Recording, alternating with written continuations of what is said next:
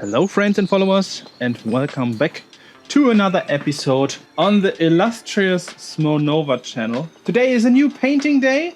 We will paint outside at the garden wall. And when I say we, then I'm talking about Mr. Baker will be on my channel again. We will paint a nice wall here. Hopefully the weather will be as nice as it is now. I will show you these pieces real quick. What I really love about this piece here is that it starts at the top with unsaturated colors. It is all gray, and at the bottom it is saturated like this bright red. I'm so happy with this piece that I want to use this piece as the reference for the next piece that I will paint probably on this side. I don't know, or on this side. I will decide which side later. And I want to do something similar like this style-wise, and also work with the unsaturated colors at the top and go down to saturated colors. But this time with an inverted color scheme. That means the fill-in will be dark and the outlines will be light. This makes the pieces look more aggressive. Then over here we have the piece from Kia. From our 20th anniversary wall of our two-man crew skill art. So, yeah, let's put all the cans. I've sent Mr. Baker a WhatsApp message explaining the color scheme that we want to use, and his answer was, "Oh, this is a pretty complicated color scheme." I think it is not. Yo, Mr. Baker. Okay, the plan is that we have two different outline colors, wall and latte. Then we have a dark fill-in that goes from Petrol over Reef, olive green, shock brown, chestnut. Cold fill-in with the cold outline, and it turns into a warm fill-in with the warm outline. And the good thing about it is that the shadow in the warm outline also gets warm, and the shadow in the cold outline also is cold. This is at the top, this is at the bottom, and then we have the super saturated orange as the designs in this part, and we have active cyan as the designs in the cold part, and they will explode because everything else here is pretty much unsaturated, and we have these super saturated designs within the fill-in. Then we have white and black. We always need white and black. We'll do some blinkies and stuff, and we will work on a brownish background. Probably. This is the plan, and that's it. Like super basic, dark fill-in, light outline, always works. This is the plan. But I have chosen this color scheme because I need to get rid of all of these cans where is a 20 on it. I always mark them so that I can see from which year they are. Of course, they have the year underneath as well. There you can see it. Production 3020, expired 3030, and all cans that are 5 years old have to be painted first. So this helps me to find to make a decision which cans I choose, because when you have so many cans, it is like not seeing the forest because of too many trees. So the first box is packed. Next box. Schlupp. Dee dee dee dee.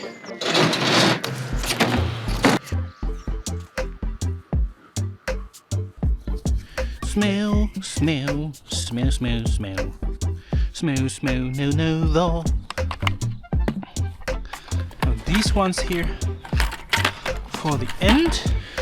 Yo, and this is voiceover Smoe. I'm here as well to give you additional information about the old bucket paint. Yeah, I want to paint the whole wall in white first, so that it is just easier to see all the first lines and stuff. And I still had like a half of an hour until Mr. Baker will arrive. So I thought I will do some prep work for him first.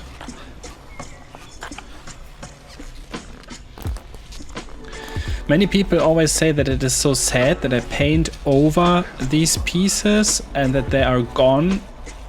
Yeah, that's life. I'm always happy when there is a new piece, because then I have something new to stare at until I see some stuff that I want to improve, and then I have a reason for the next wall to paint. And at the end I have the photo, I have the video, so no hard feelings about painting over my pieces.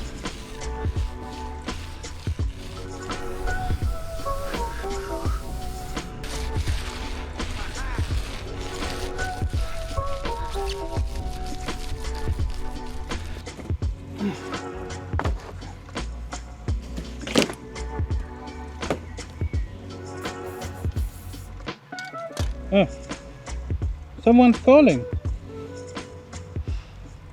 Mr. Baker! Mr. Smoe, that's Smoe. I'm just in front of your house, I think. Nice to meet you again. How are you? Great. Yes. I will stop our call now, right? Yeah, please. Oh man, the weather is okay, huh? The weather is perfect, I think. But yeah. Yeah. So we have some baklava. Oh, thank you. Thank you so much. Yeah, I have some letters. Size is good, huh? Size is perfect for 2 people. Yeah, the problem is I made a shirt for you when I did not know that you have the printer as well. This one is for you, as an official styler. Thank you so much. Looks great. Thank you so much. And yeah, there's something for you also. Ah, yeah. Wait a minute. I have also something else for you. Yeah. The color combination. You picked a weird one, but let's try. A weird one? You said it's a weird one? No, it's not. I'm not really used to have it, but I like it when I try it. It's like on digital, so I don't know. But you see it or no? yeah. So I think it's gonna be something like this, right? The colors we're gonna use. And now I'm concerned. I just picked from the color chart of Montana, but probably the screen and the but you worked with the designs a little bit more than I would do it, but you can, of course you can do it. Yeah, but basically the idea is to have a darkish fill-in with light outlines. With light outlines, and that's basically the whole idea. Yeah, it's good. It's good. We're gonna have fun. Yes. The size is huge. Huh? The size is good. I love it. Yeah, good. But what do you think, for example, if we want to make it like 3 pieces, and not for now, gonna be enough? Because, you know... For 3 pieces, yes. If we do it a little bit smaller, it would be also good. Well, who are you thinking of as the third person? Really? Yeah, maybe next time. Because I just told him a couple of weeks ago when we were meeting. Yeah. I told him we have to paint with Smoe. We just talked years ago. Yeah. But he didn't make it. He said yes, but you know, we have to organize it. I'm happy when it happens, but I don't want to rush it. Can you come into this camera, please, Mr. Baker? Did you already start recording? Huh? Yeah, I'm recording all the time. Oh. Okay, you have to cut something. yeah. I will send it to you like you can. Confirmation. Yeah. So I will not put you in any bad situation. Hopefully. I hope so. Okay, friends and followers. This guy here is Mr. Baker. You probably know him from several other videos that we already have on my YouTube channel. We even have an own playlist, Smoe and Baker. Yeah. Did you know that? No. We painted so many times in Brazil, in Geldern, in Warendorf. It was the first one. Underneath the bridge we painted. And it was my first wall in Germany. Wow. Yeah, nice. That's why also I'm recording some video that's gonna be meaningful video for me. Yeah. Because it's gonna be my first vlog that I'm traveling and recording the whole process. Yeah. with the artist who I painted first in Germany while you were doing your villa, you know. Okay, yeah, cool. So let's not put any pressure on ourselves. Just have a good time, paint some nice letters, and I see a dinosaur there. Huh?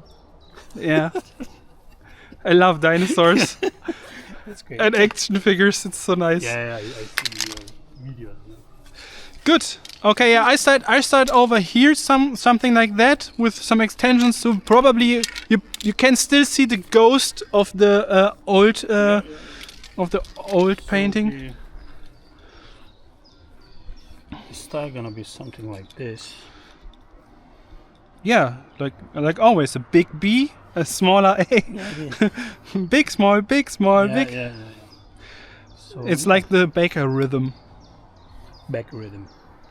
Okay, so I think so. You're gonna make it like a little wide, right? Like extension. Yeah, it's like this one that you can see still a little bit. I even want to go with the same idea of the sketch of the wall that is underneath, but I was staring at it for about like 4 weeks or something when we painted it, and then I realized that I want to change something, and exactly that is what I want to do now. Yeah. Okay. Like this mutation method that you take one sketch, paint it again, stare at it, and then you notice, okay, I want to change this. That's how I work. It is wonderful. I have one base and then changing all the time. And you have no pressure. Yeah. And it also saves your time and makes opening your mind to try something else. You know. Yeah. It's good. Doing the same opens your mind to try something else. Yeah. I mean. Weird, but true. Also, you know, in the arts community, they call it like, you know, don't put limits, etc. But you know, when you put limits, it also makes you creative within the limits. Like, because when you get bored, but you cannot go out of the limits, then you try to find another way, and it also keeps you creative within your style. Because you know, in graffiti, when you change your style a lot, it becomes something else. Yeah. It's not your style. Yeah. So sometimes, as you said, repeating, it also makes you creative because you're changing step by step, but at the end it's being still yours, but totally different thing. The Shaolin call it Wu Wei. This is an improvement without forcing it to improve. Just doing without forcing. It's a natural improvement that you can't avoid. Yeah. And it's I think it's also like a result of practice consistently, you know? Yeah.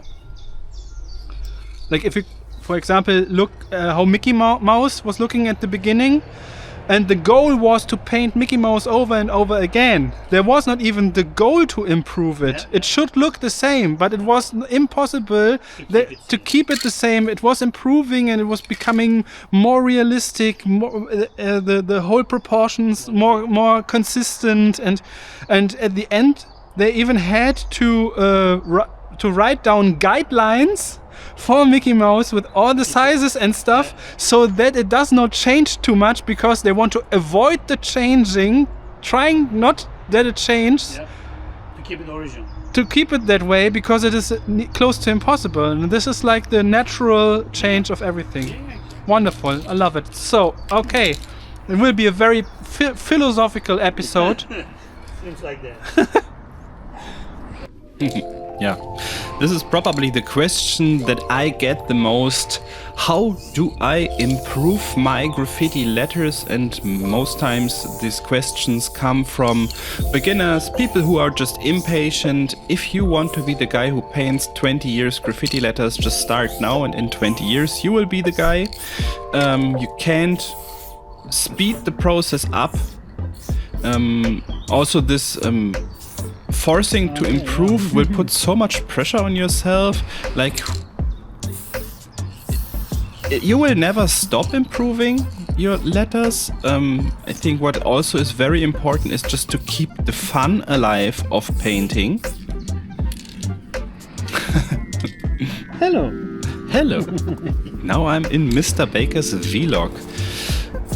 And yeah, this theory with the Wu Wei that I just discovered last year when I was dealing a lot with the Shaolin philosophy, and I found a lot of similarities in comparison to graffiti and graffiti scene, and dealing with letters all the time without really having a goal.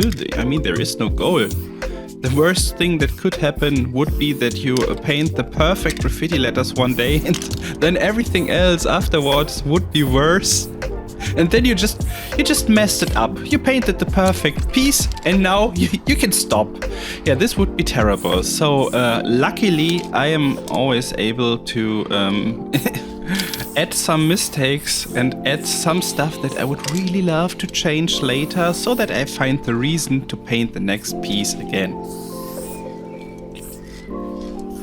Yeah, the extra bar of the M turned out to be a little bit too big. So I take the light spray can as my eraser can and erase the first line that I did not like too much.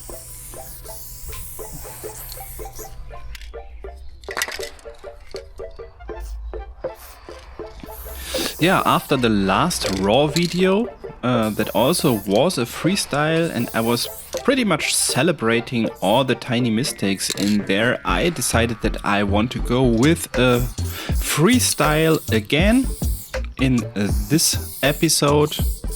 Nothing prepared, just something that is similar to the wall underneath, while I have to admit that at this stage I already completely forgot what I wanted to do, and I was just in the flow state, trying out something with the outlines, see where it leads me to, and yeah, at the end the piece will look so different in comparison to what you could see at the beginning of this video.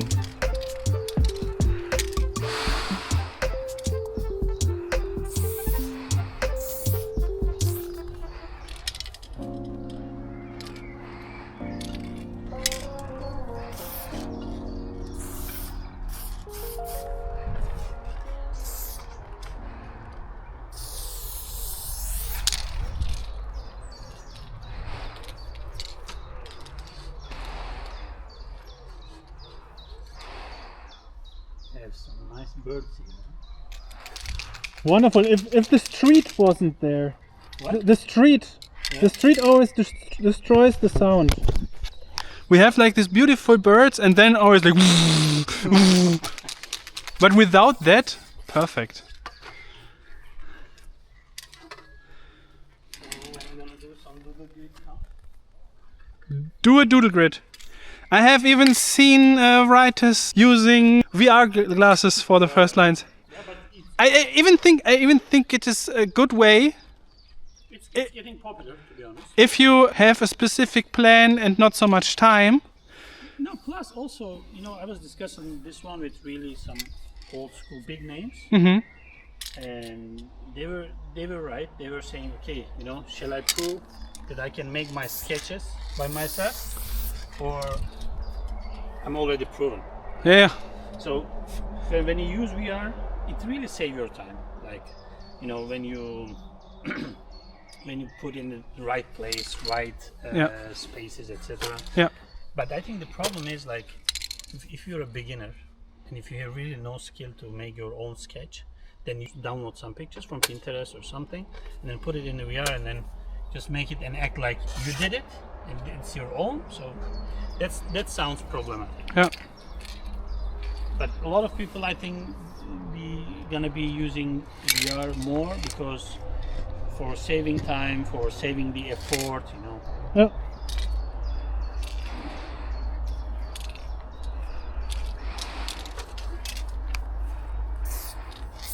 You know, the same thing they were saying for the doodle grid, but nobody is talking about anymore. No. Or grading, Yeah. it's really traditional thing. Yeah. Maybe we were ignoring. Yeah. But the big painters, when they paint on a small surface, or when they paint with huge advertisement murals, they're using the same technique. They're just grading Yeah. and they're just putting the picture in. Yeah. So, but you know, we are graffiti writers. We always hate the new things. Yeah, it's crazy. Even people. Do you have enough to drink? I need some water now. I noticed. Okay, no, I have own water. Yeah, I wish that I would have given Baker a microphone, like these wireless mics. Yep. It's so hard to understand him. I hope that you can understand it. I don't know how the sound will be after rendering this video. To summarize the whole conversation really quick, we were just talking about Doodle Grid, and Baker will use the Doodle Grid for his first lines because he already prepared a sketch. I do a freestyle, not because it is cooler or whatever. I just wanted to do it. I wanted to try it out and to try some stuff on the wall directly, and there is no better way to get the letters or whatever you want to paint to the wall. It is just, if you feel comfortable using even a VR glasses, use a VR glasses. So why not? The technology exists, a lot of people using it, many people using it secretly because they are afraid of friends that are making fun of them because they're using VR glasses. I mean, I don't know who needs friends like that. I don't need friends like that who make fun of me just using a technology, because I feel more comfortable painting a good artwork in a way that I want it. Yeah, it's just my business, and let me do how I want to do it. And these are all equal techniques to bring something to a wall. The only thing is, if you, that was what Mr. Baker said, if you just can't paint at all without all this technology, yeah, then you are depending on the technology. And this is, yeah, if the battery is empty and you can't paint anymore, then this is a little bit stupid. But yeah, it's just one of these discussions in graffiti scene where everything has to be so super real.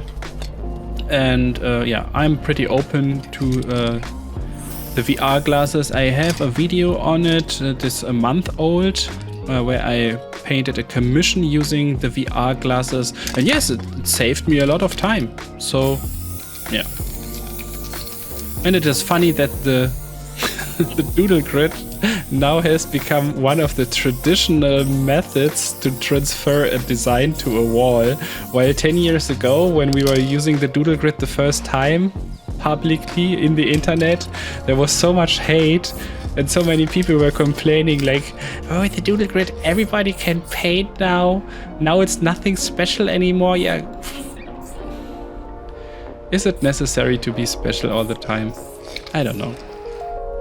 I think the whole conversation in general is pretty embarrassing because it is just a new technology. So what? If you don't want to use it, don't use it. If you want to use it, use it. Nobody cares. At the end, it is your time, mostly your free time. I mean, there are not so many people who are doing graffiti as a full-time job. So if this is your hobby and you want to have a great result, then yeah, just use all techniques that give you a great result. And when you want to have a great experience, then do all the stuff that gives you a great experience, and just give a shit about the result, or maybe manage to get both. But I'm pretty open to the VR glasses. I will make some tryouts with it in the next time, and I have used it already in one commission that you have seen at the beginning of the last month on my YouTube channel, where I painted all these tiny animals, and yeah, it saved me a lot of time. So I think it is a good tool. You can use it. And if you want to have fun struggling around on the wall and just make a freestyle like I do it right now just because I want it, then yeah, the VR glasses would be pretty much useless. It is always depending on what you want to achieve.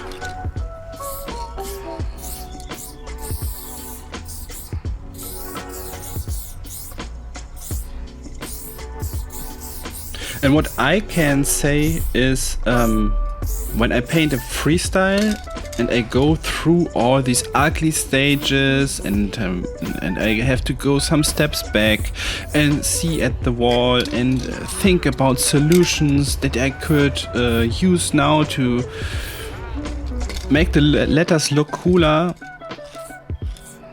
Afterwards, I definitely feel better and more fulfilled than if I would use VR glasses and just trace a sketch that I have done already to the wall.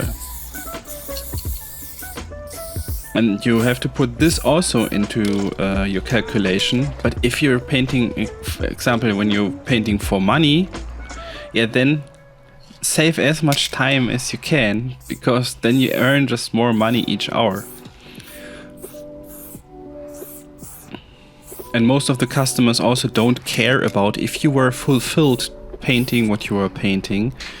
Most customers just want to have something on their wall and they want to have it done in time. Because they have no artistic skills anyways, so who cares? At least this is my experience, but I'm from a small village. And when I look around in the fields, I see a lot of farmers with tractors, and none of the farmers would be able to do their job without a tractor, which is also a tool. We have a construction site on the other side of the road, and they are using excavators. Nobody is digging the holes in the ground with their bare hands.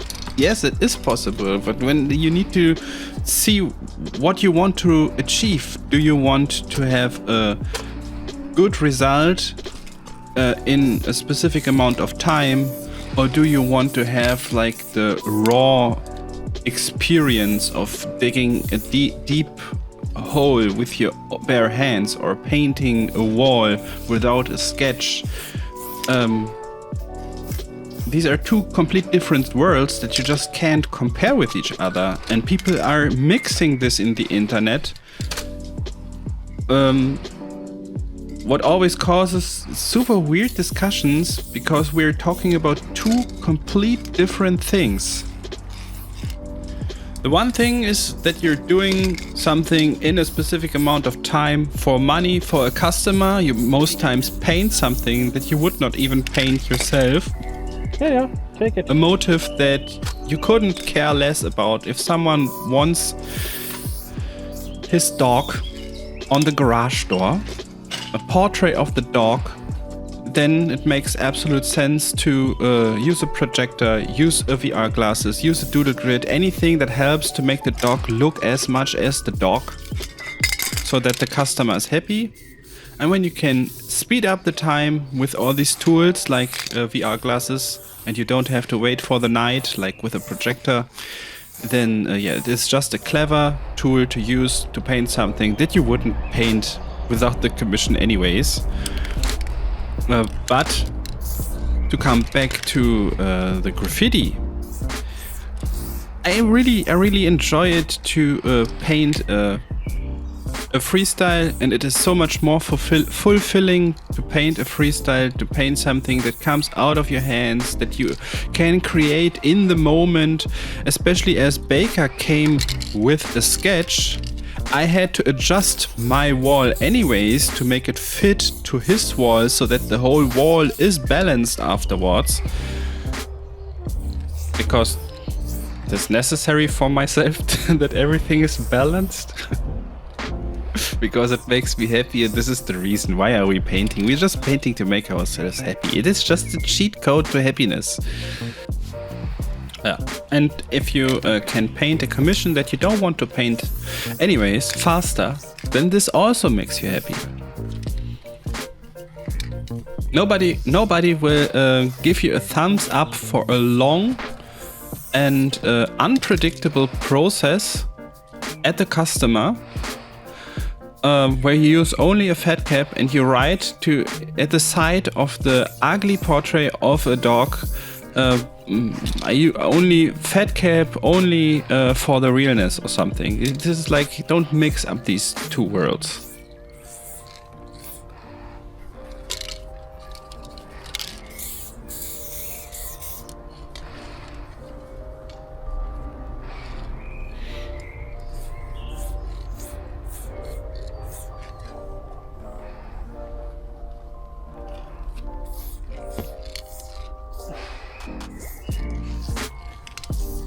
And as the S has just one bar at the top, I want to give the E a same top part. I always like it when S and E are a little bit similar. I mean, they're both pretty similar letters. And Oh yes, I love it. I always love it when things happen that you did not expect that they might happen, and suddenly everything makes sense in such a unpredictable way. Love it.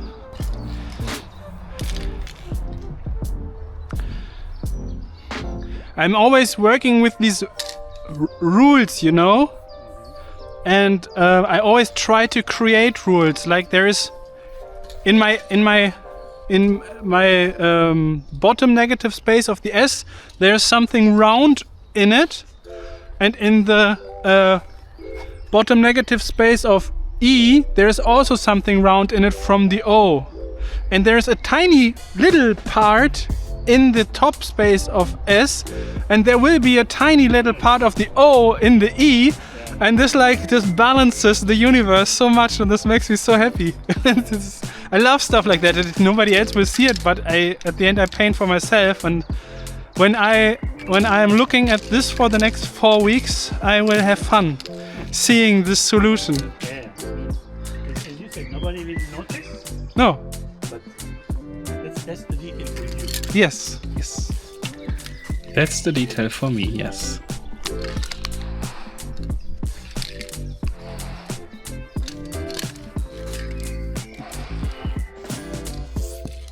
And this is also funny because for the last years I was always taking care that all letters have pretty much the same thickness, and now somehow some letters start to become so much thicker, and I really enjoy it to break with this rule and to make just some letters a little bit thicker so that you have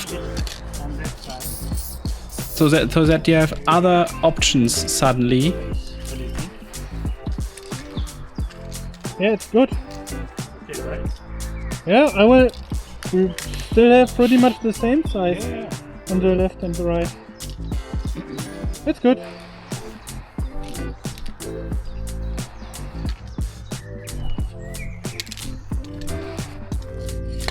And now the O and the M, they are both a little bit thicker than the E and the S.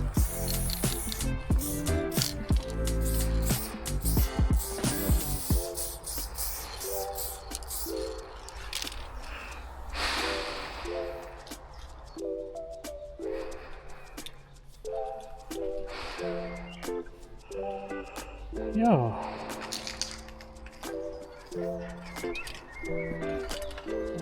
Make this one even a little bit bigger.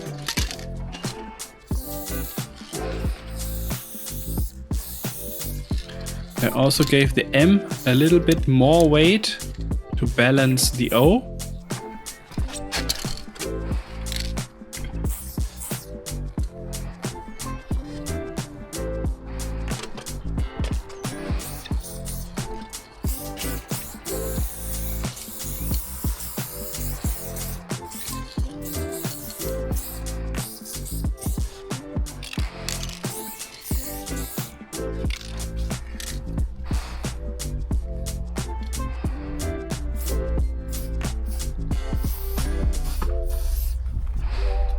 And as the O has this extension, this single connected extra bar on the top that is growing to the left side, I wanted to have a similar element coming from M and growing to the right side,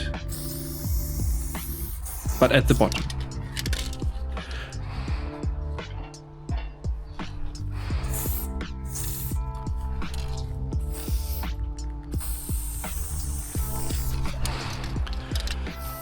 The painting of this whole wall in total took around 4.5-5 hours, something like that.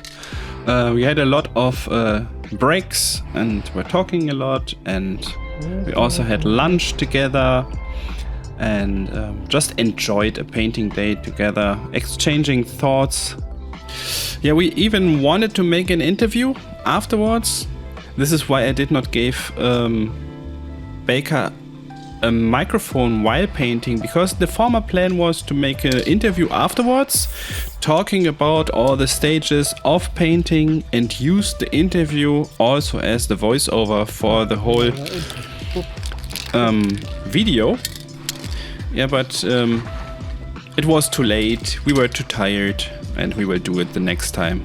And I will definitely give whoever will be it that we paint the next time, or I paint together with the next time, I will give the other one a microphone instantly, so that we can use all the talking parts. Yeah, that sadly just didn't make it to the video here. But it's all a big learning curve.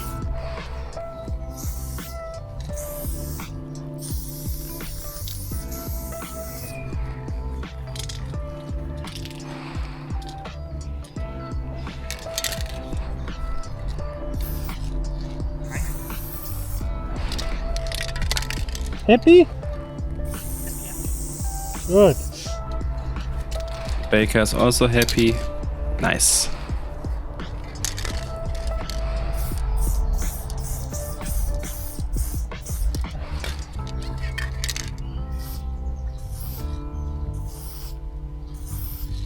And you always need to make a decision if you have several elements at the same spot. You need to decide which one of them is more important, which one has to be shown, and I did not want to hide the O behind this extra bar of M, so I put it on top.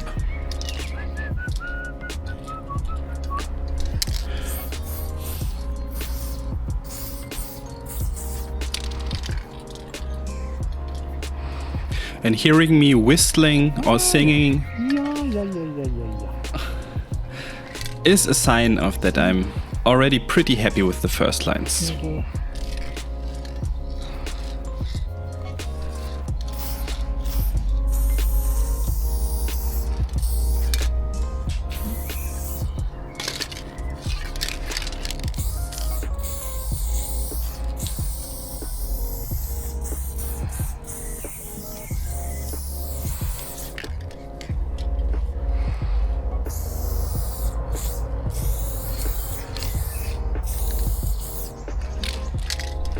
Good.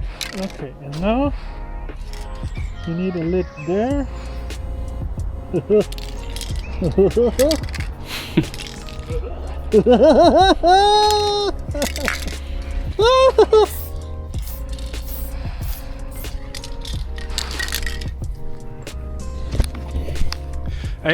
Sometimes I think the only real art, or the only real creative part of painting is the first lines. Everything else is just work. They are the real creative work. For the graffiti, yes. Yes. Because it's your style.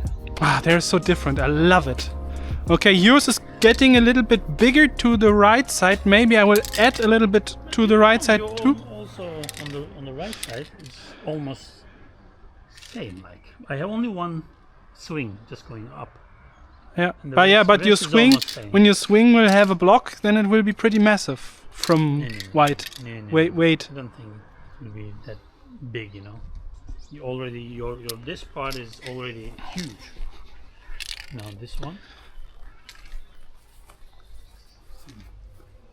This one is huge. This one is also huge. So, Yeah, but it's okay. I mean, it's almost balanced. You know. yeah. I just need. And what is the direction you're planning for the 3Ds? Yeah, it always looks nice if we have the same vanishing point, like in the middle In the middle of of one piece? of or- both pieces. And you make to the right, and like if we do the vanishing point, maybe like here. Do you think it will work? I mean, it's gonna look a little weird because I'm coming like this, and then you're coming like this. Yeah, no, I wanted to add something here down here so that I go like this as well. Okay. So this would be really nice. Because it's easy, this part here, this one here is screaming for an extension that goes here, and then I have it. I don't need anything more. I wanted to add something here, but I won't do it. And then I will add an extension here. Then I go down. We could even if we want, we could like do some chips or something that like connects. Maybe, yeah, why not? Spoiler alert, we won't do the chips. We just forgot it. But we will see. I'm still not 100% sure.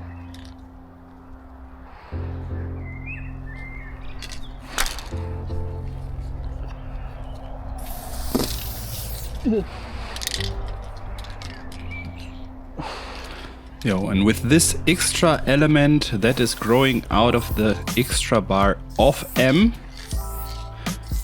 like a super long and thin skep, I want to balance the downwards movement of Baker's sketch and turn my... Okay, so you have this one spike that is going up so much with another... from the B. And I'm thinking maybe I put something similar to the E, something that goes up a bit. Maybe you can just... Or... You can just raise this a little bit and then it's gonna be almost safe. If you're talking about the swing. Yeah. But I need something. Still need something over there. But besides that, I'm super happy with this piece. You're happy? I'm happy. Yeah. You're happy?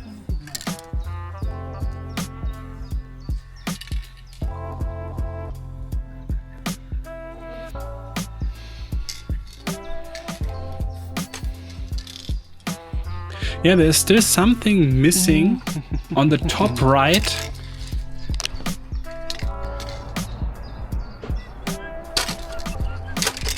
Because Baker's piece is going downwards, and it would be so nice if I would mirror the motion of Baker's piece and go upwards.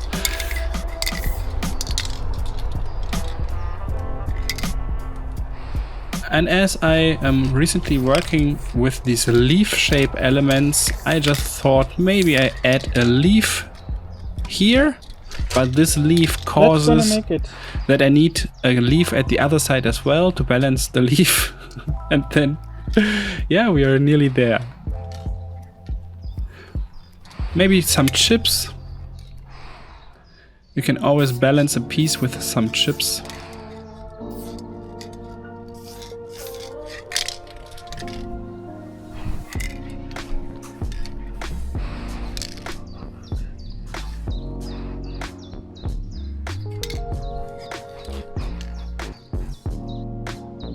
Good. Okay. Yep. Let's do the blocks and then put background color around it.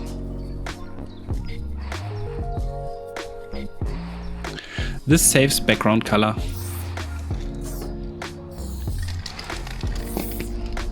And also the whole piece will be covered in white first, so all the... Yeah, it does not make so much sense with dark fill-in, but if you have a light fill-in, it also makes sense to have the piece in white first.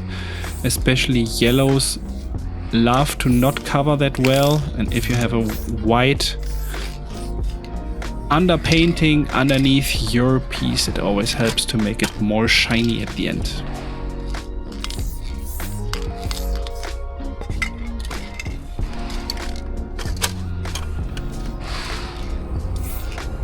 So all my blocks are facing to the vanishing point in the middle between Mr. Baker and my piece.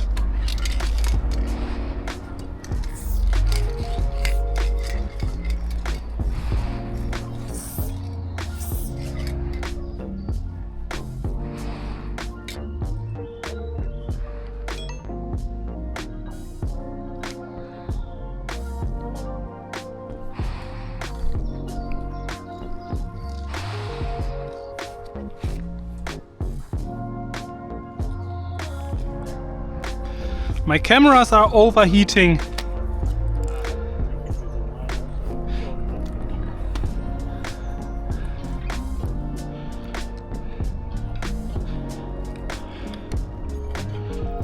So I built a little sun protection real quick.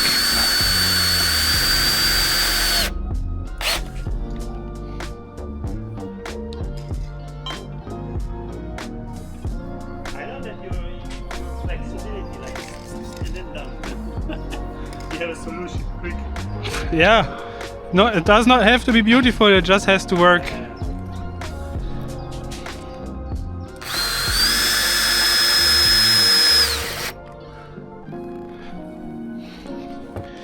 Now we have one letter less.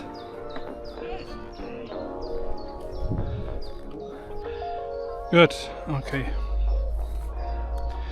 So this one is in the shade of the trees. So this is not a problem at all. And the camera on my head, probably because I'm moving consistently, it is not overheating at all. Synchronization.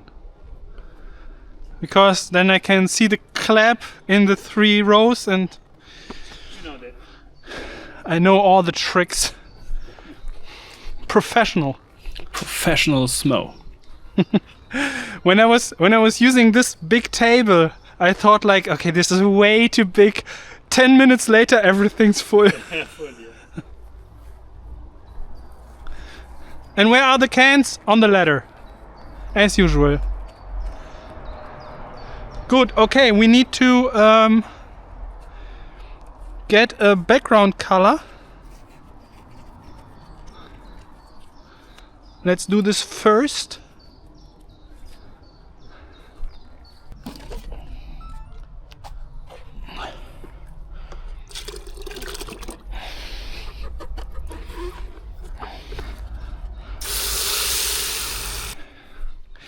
Yeah, and I decided to use a color that looks a little bit like shit, so that our pieces stand more out. Yeah. Because they're pretty much the opposite of shit. Food. Just not processed shit.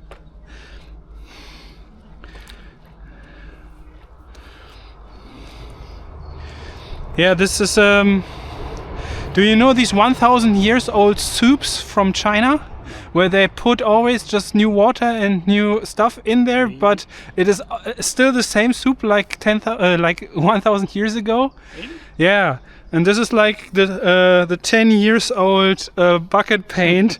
There's always a little bit left over, then I put new stuff in there and it's covering as hell. Yeah. There's spray paint in it, there's bitumen in it, there's wall paint in it. The only thing that is not in there is indoors paint. There's no indoors paint in there. And it smells. It is like... blah. Yeah, I remember when you were exploding the old cans, you were just putting inside, right? Yeah.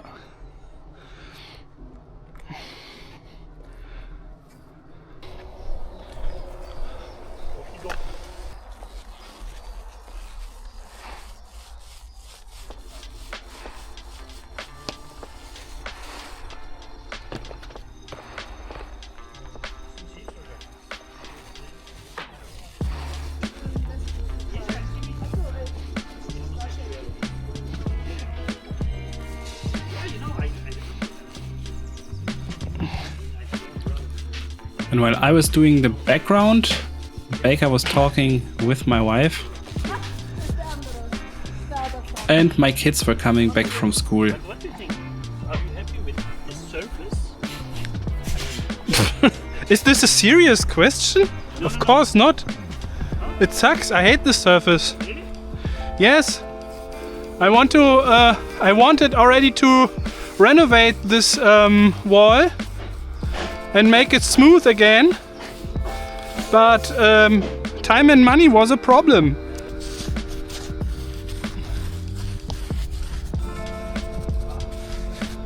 Good.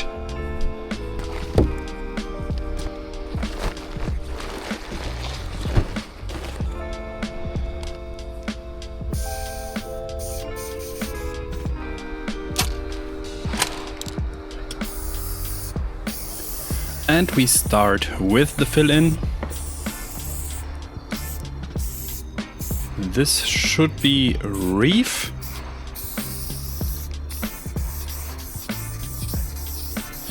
and I use the standard cap that is already on the Montana Gold scan. It's a soft cap that you can use for smaller fill-ins. Of course, with a fat cap you would be much faster, but we are not in a rush.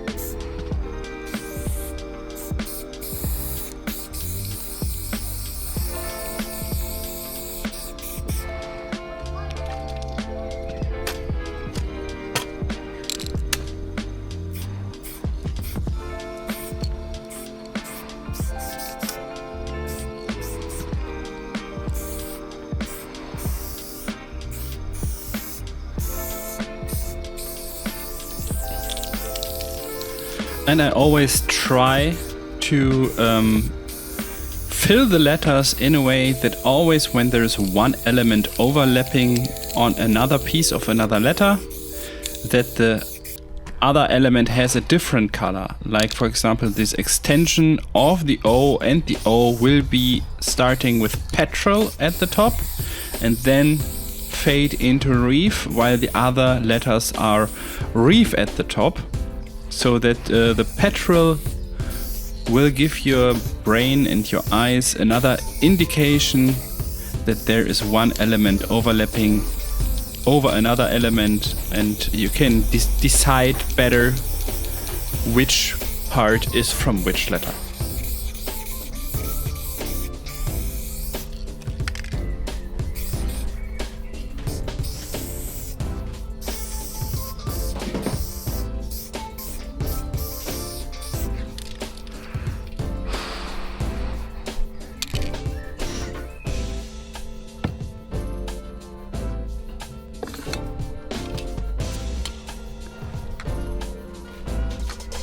Petrol.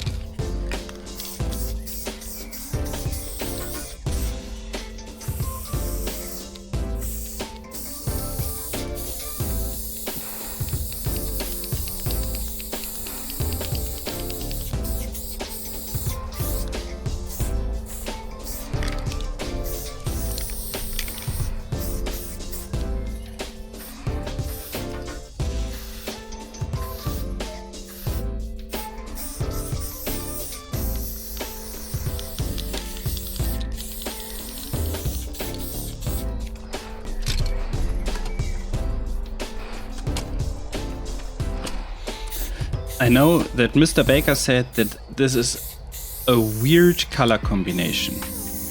And I also know that all these colors that I've picked, I would not have picked them if I would be standing in front of my wall. I would just pick all these more fresh, more vibrant colors, have a piece at the end that looks like a piece of candy.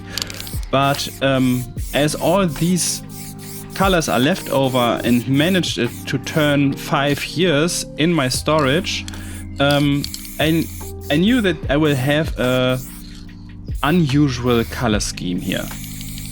And within all these color schemes that I picked, I discovered several rules that always make it possible to have like turquoise on top, and Then the green, then the brown. try to fit the same way.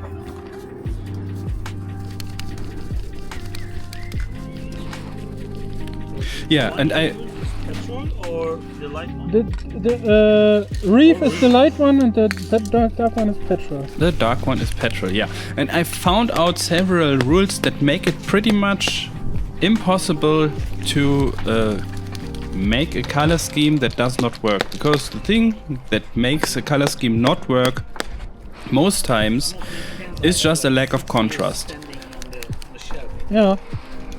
And when you have too many dark colors, This then one it- also. Balls are stuck. Yeah. There they're slowly coming. This happens when your cans are standing too long in your shelf. Then the balls are clogged, and I try to release the balls with smashing the can sideways underneath my shoe. And there it is, the olive green. Yeah, back to what I wanted to say. It is always about contrast. And when you pick several darker tones or mid-tones and have a light outline, then you are safe. It will always look good. It is close to impossible to make this not work. But, of course, while filling all the letters with only muddy mid-tones, yeah, it of course looks shitty. But you can trust the process. Mid-tones or dark tones with a light outline always look good if the contrast is high enough. It always works. So no need to be concerned. While I have to admit that I was a little bit concerned in the middle as well, because not only Baker was saying that this color scheme was weird, also my wife was saying the color scheme was weird. Then I picked colors that I would not have picked if they were not 5 years old. So yeah, there's a lot of reasons to be concerned, but it is even better when you can say at the end that it turned out great.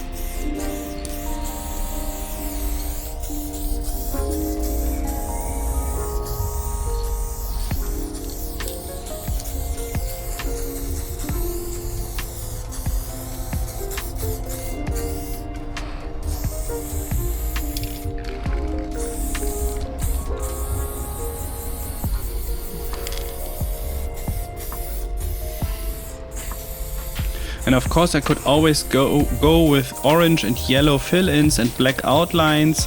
This is always a sure shot, but yeah, somehow it is like it is fun to try out other stuff, try out weird stuff, and see at the end if it all comes together as planned or not. This is part of the fun, for me, at least.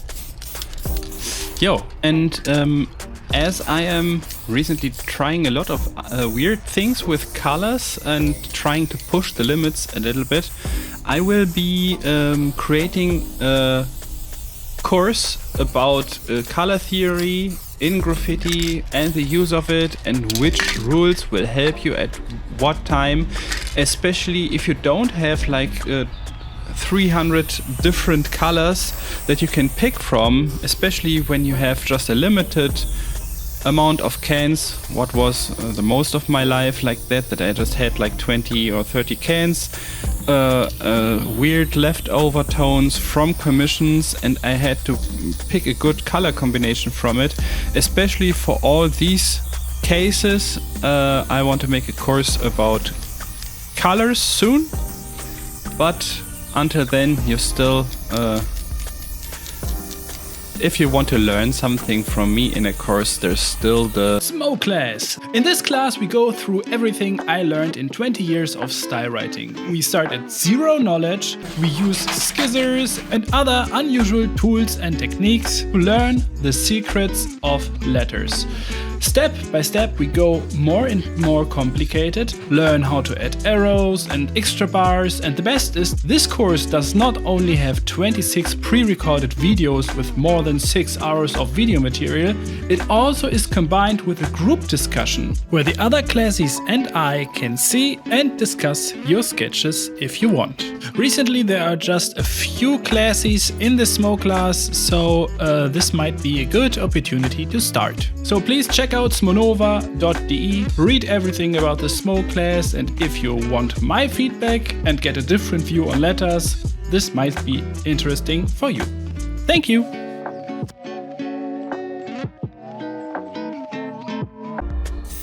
Yeah, basically the course is just all tools and techniques combined that give you a higher, much higher probability to be happy after sketching and after painting a wall. As I am always thinking about all these rules within letters and also rules within fill-in and color theory and so on. Yeah, but at the end there's still the risk to mess it up. Kids! Oh, good. Come to eat!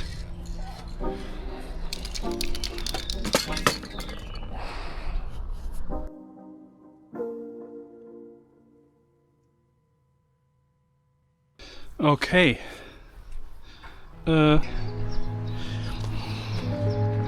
My wife already said that these are very muddy and dark colors. Yes. I know, but I want to work with a darker fill-in and light outlines, and then it looks like that. It is like that. we need to trust the process at this point.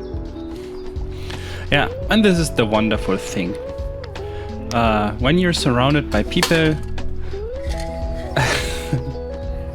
who give you this extra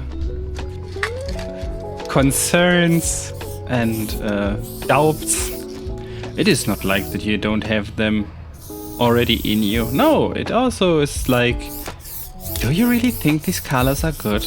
Are you sure? Yes, actually I am sure, but not like 100%, just like 90%.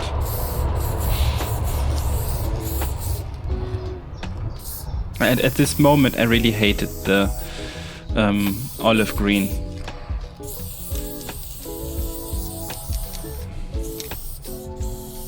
But I did not want to change the plan now, as I was painting with Baker, and I wanted to seem confident, so I pretended like I have everything under control. You can trust me, this will look great at the end.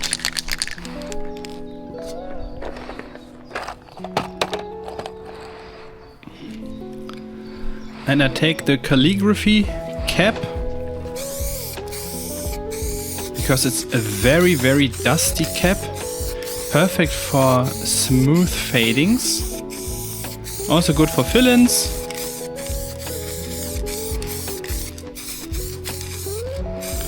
And I want to make all the fadings a little bit more smooth than they are right now.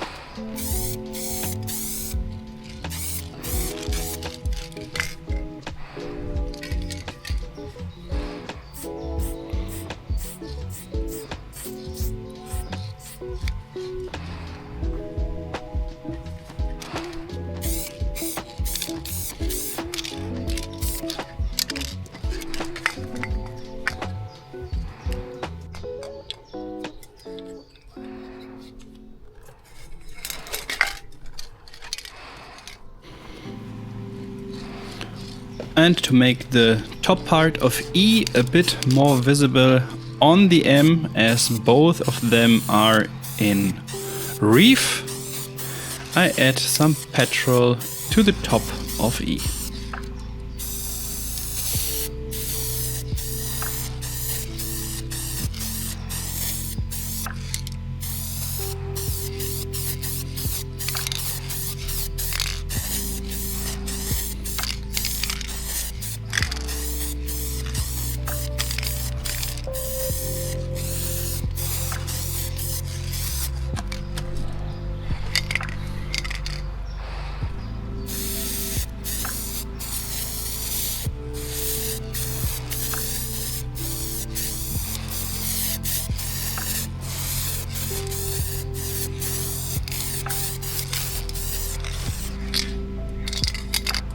shadows. Do the shadows first and then the outlines.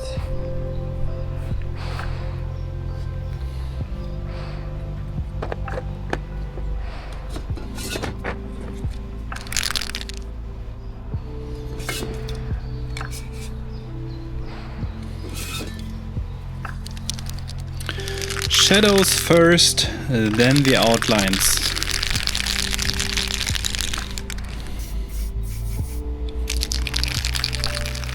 Yo, and as a shadow is just the same color, just in darker, I use navy on the Reef and also the Petrol as the darker tone that turns this part into something that looks like a shadow.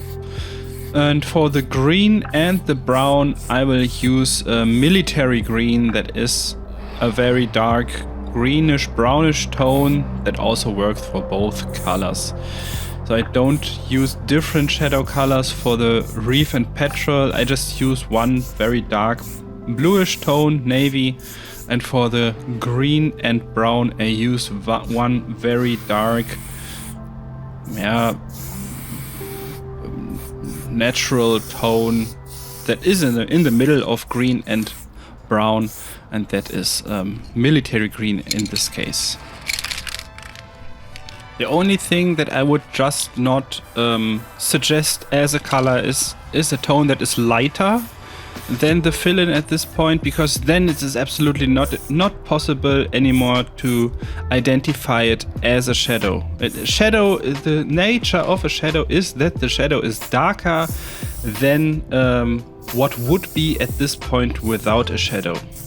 You can even use a complete different color, like a dark red shadow on a blue. It also works.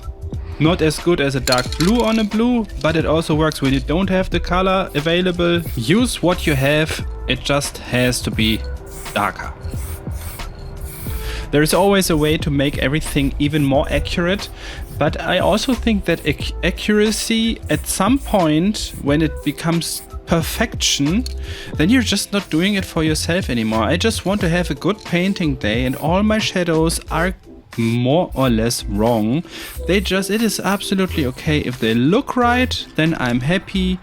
All that the shadows need to do, they just need to look like if there was a shadow, and I really don't care too much to make them like 100% accurate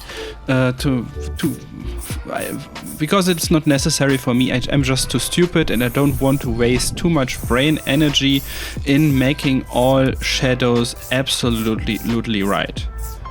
All that I do is, if there is one part overlapping over another part, then I put a shadow on the underneath it and at the right side of it. And this is enough, in my opinion. Okay. In Smoe class, a lot of people always ask me how to do it absolutely right, and I just write them, just work on your tolerance. It is about the fun painting, and you can't ever convince the one guy who wants to find something to complain about in the comments. If you make all shadows right, then this person will say, it is too clean, it is too good, it looks too perfect, now it's all dead. You don't have any flow anymore because you cut it too much, or however, there are always people, you can't convince everybody that something is good. So just focus on the fun part, and I allow everyone to make wrong shadows. Just make them wrong. They just need to look like shadows. This is absolutely enough. And by the way, all shadows from Mr. Baker are also wrong, but they look like shadows. Insane. And finally, I have a wall in my hand. This is the outline color for all the parts that are in Reef or Petrol, so all the bluish tones. They will get oh no, I'm lying. This is not wall. This is gravel. This is gravel. Oh, I even make the shadows within the blocks first. Wow. Yeah, sometimes I can even surprise myself. I completely forgot that I was so structured that day. And this also saves a lot of cans, because you don't paint the shadow on top of the outline color or the background color. Blocks color, sorry. Nice.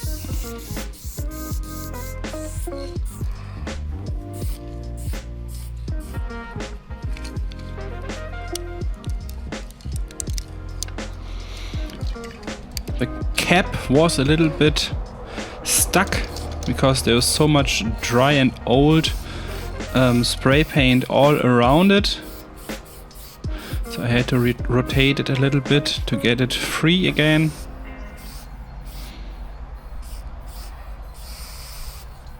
And the top part of S is casting a shadow on the lid.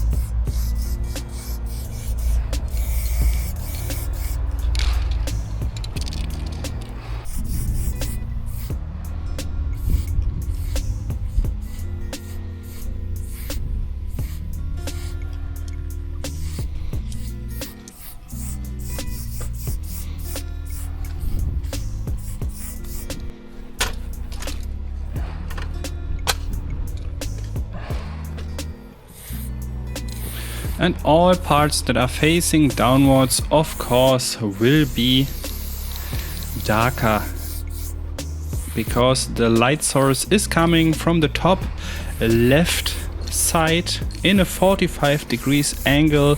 The light is shining downwards on the piece, so all the shadows that are casting downwards and to the right side in a 45 degrees angle, more or less.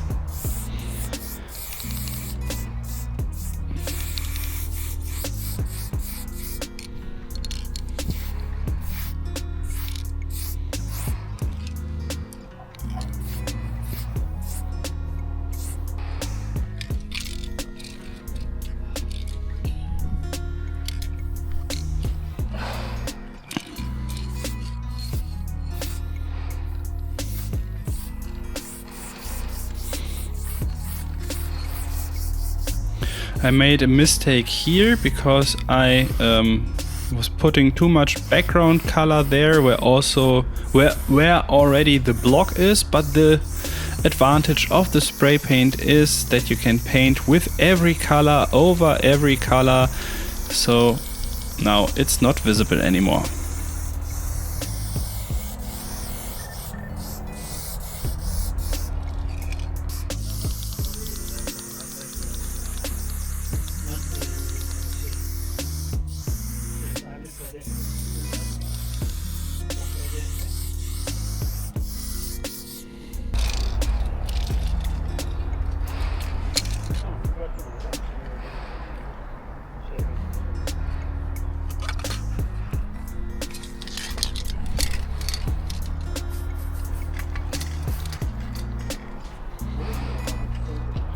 And finally, the outline. Yes.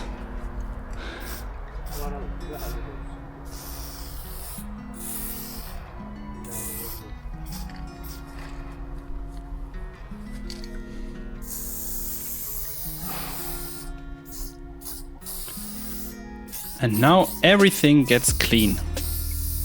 Nice. All the sharp edges, sharp outlines with a level 1 skinny cap.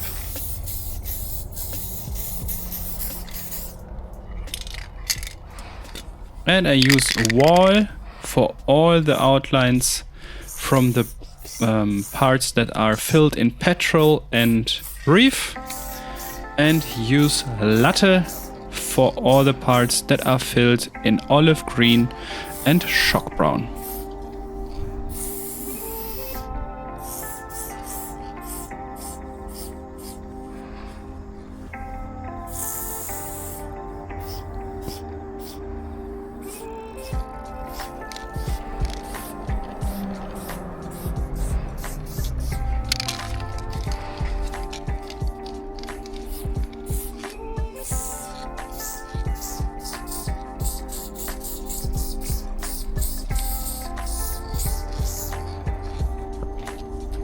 Of course, I will also add a darker tone to all of the shadows and also add white to the outlines and blocks that are facing into the direction of the light source.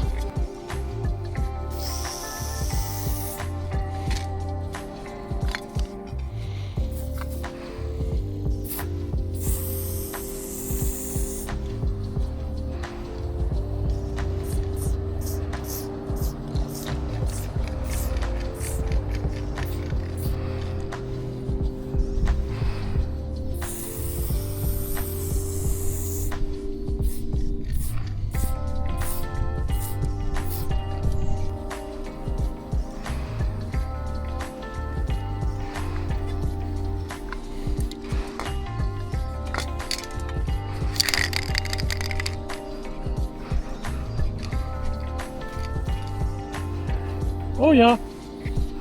Oh, this will look so smooth. This will look so smooth. Really, really good. I was hoping that it will be like that.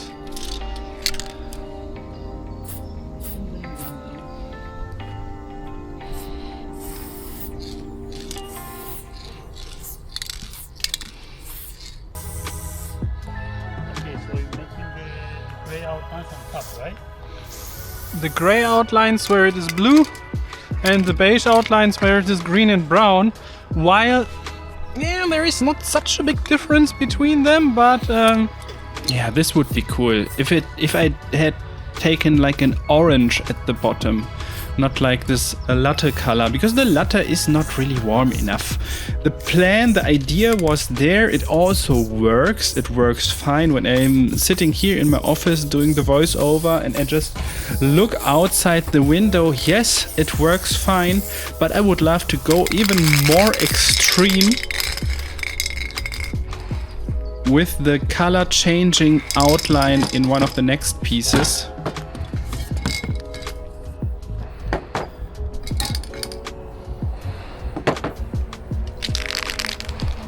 And this is so wonderful. You paint one piece, you go through all the struggle, and at the end you're happy with it. Then you stare at it, and then you say, maybe I could have changed this or that and make this a little bit quote-unquote better or quote-unquote more interesting based on 100% subjective criteria.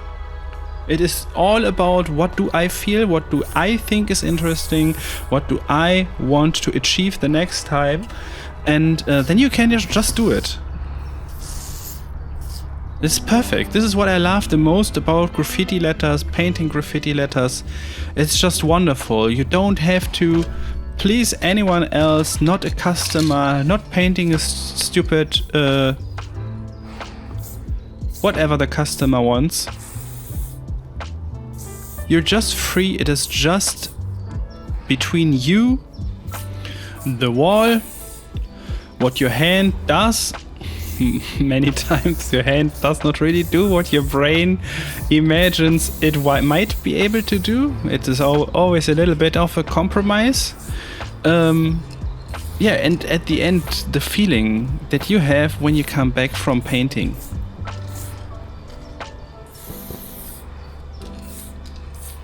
And this is why I always also say to other writers who ask me, about if I could judge their pieces, it is always like you ask yourself. You need to try out different stuff and try out what you like. Paint 10 pieces, see which one of them is the best, and then just paint the best one. You don't even have to know what it is that makes this one the best of all 10 pieces. But paint this over and over again, and you won't be able to paint it the same way. Then you are in the Wu Wei state. You're just repeating, you're just doing, and it will improve by its own, just by the repetition, just by doing it without forcing it. Yeah, now we have the circle. The circle back to the beginning of the philosophical episode.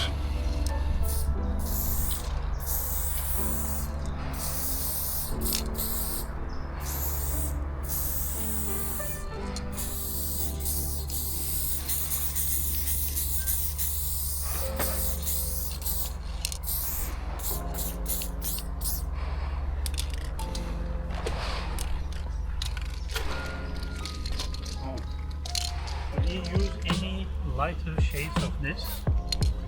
Yes. Yeah, okay. Here. I have. Here. I'm just asking. I want to use this one here as the designs in the blue.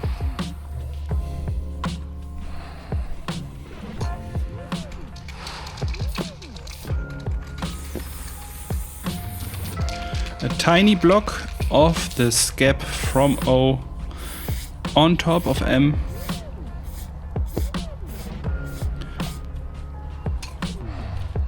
Just to show that the scab is a little bit higher than the M. Yo, and then there was a question of one of my friends and followers, Hallmark977, asked if I couldn't talk about the best ways to keep the mistakes and not having to start over after spending hours on a project, because he often made a big mistake and felt like I had to scrap the whole piece. And he's sure that we all felt this way before, and he appreciates all the tips and tricks. And yeah, my answer to this would be don't judge your mistakes too hard, because many times a mistake is just visible to yourself, and the mistake might be that you just want to convince someone else that you don't make mistakes. Just do the mistakes. Do it wrong. If you paint like a wrong hand because you have a trouble painting hands, just paint all hands wrong. The thing is that we are in this state of mind that we learned in school, that there is one person who knows everything, how to do things right, and you need to just do it that way that someone tells you. But in art, it is not like that. In art, it is like you are making the rules. You don't have to ask anyone else. That's basically it. And if there is a mistake and you know that you can make it better, yeah, just use a little bit of paint and paint over this mistake. You don't have to destroy the whole canvas afterwards, or the whole wall, paint over everything because of one tiny mistake, and make thousands of tiny mistakes, especially during the first lines. Because I just try out stuff, because I think that I can imagine how it looks like. Then I paint it to the wall, then I see how it looks in reality, and have to admit that it does not look as cool as I think it would look like before I made the line. It is just trying out on the wall, making mistakes, adjusting mistakes, making mistakes, adjusting mistakes, always painting over it until you have the result that you want. So mistakes are just part of the process, and if they are keeping you from finishing your artworks or from painting at all. Like this line. What a terrible line. What a terrible line. I wanted to paint 2 parallel outlines and the joint of my arm just was not allowing me to do it. So I have to paint over it because I can't leave it like that. This would look terrible to me if it would stay like that. So I paint over it, do it again until I'm happy with it. But mistakes are just part of the process. Don't judge yourself too hard. See the opportunities in the mistakes. Yeah, but we still need one darker value in the blocks. It's not dark enough. But it's always the same. I always want to make the blocks more softish. Yeah. When I bought cappuccino and there's a toffee. Yeah, now it's nougat. Toffee is even lighter than nougat. Yeah, hazelnut. Hazelnut, yeah, something like that would be nice.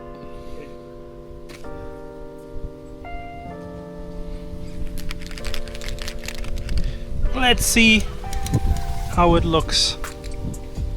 Yeah, and to summarize it all about the mistakes, I know that a lot of people will absolutely disagree with me and they will say, put in the work, just learn to do it right. If you can't paint hands, then study hands. Paint hands for a whole year every day. Go through the pain. Yeah. Maybe even more, even darker. Or maybe you find another way how to destroy your joy painting. The thing is, you just need... Yeah, I think it's good. And then just add transparent black. Slightly. Transparent black, yeah. Even a little bit darker. You know, in my opinion, this and this has a big gap. Yeah, Baker. True. It's my style. Yeah, maybe it was just the colors that were in my shelf.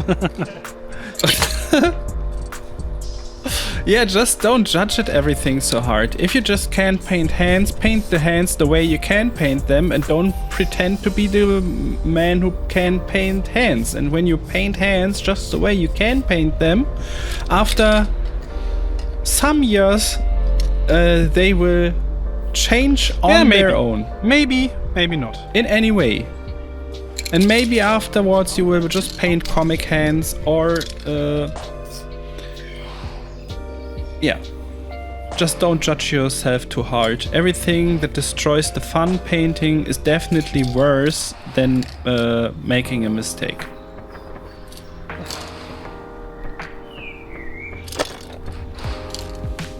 And always ask yourself, who do you try to convince? Don't try to convince others that your artwork is great. Convince yourself. You need to find a lot of reasons why your artwork is the best artwork for yourself and why you really enjoyed this. I think the problem with mistakes in general appears just when you don't when you try to be something that you are not.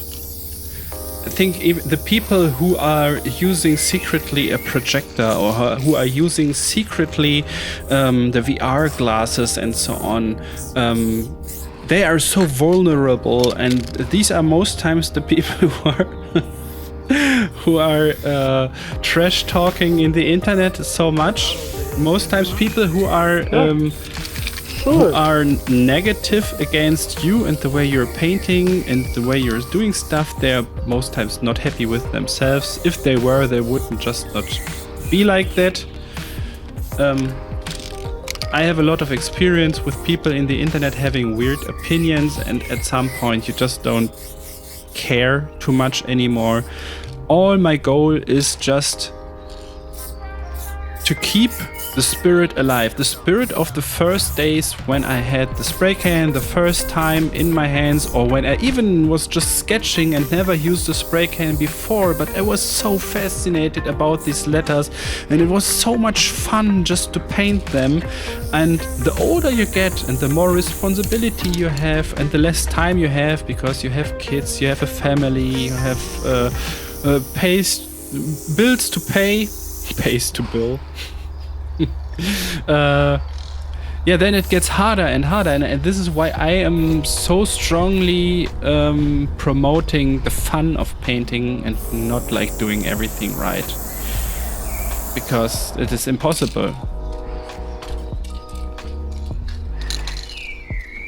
Yeah. Oh no, it is possible. Not doing everything right is doing everything right. Because then you still have a lot of room for improvement. You will keep the fun, and all the mistakes that you make are just the reason for the next painting, and so you don't judge them that bad anymore. Suddenly a mistake becomes something good because it is the reason for the next wall that you want to paint. Yes. And if you have any questions or something that I should talk about, or that you would love to ask myself how I deal with it, please write it in the comments. If you have no idea what to write in the comments, please support this video with a comment about, I'm just looking around in my editing room, a bottle of water. Write something with a bottle of water in the comments, and then I know that you just wanted to support this video and don't... yeah. But maybe you have an opinion about my opinion. Start a little bit of a discussion. This also always helps to push the video a little bit, and I'm really, really thankful for that.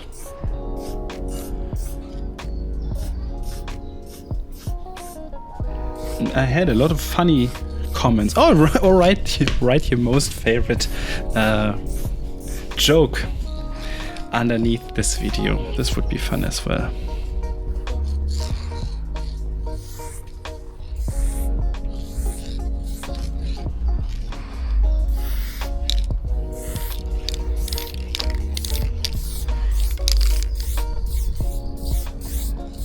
Oh, I don't like the look of the transparent black.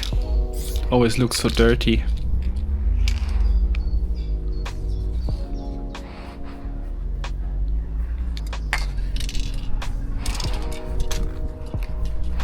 Und happy? Ja, And are you happy? so langsam wird's. I'm slowly getting there. So langsam wird's.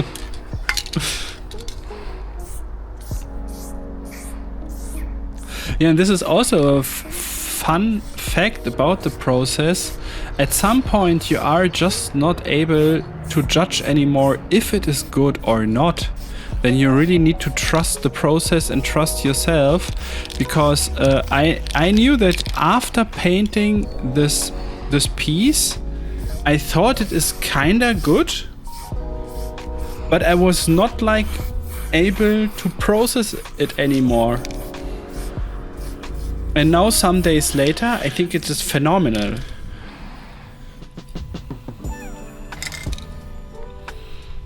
And this is also weird.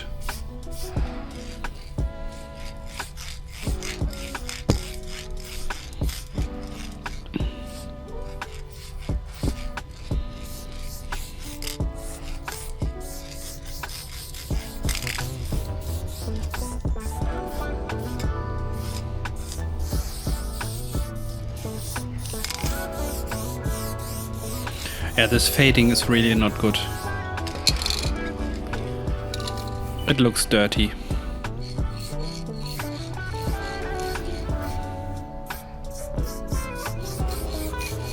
I'm a little bit sloppy here. Okay, but from a distance it is okay.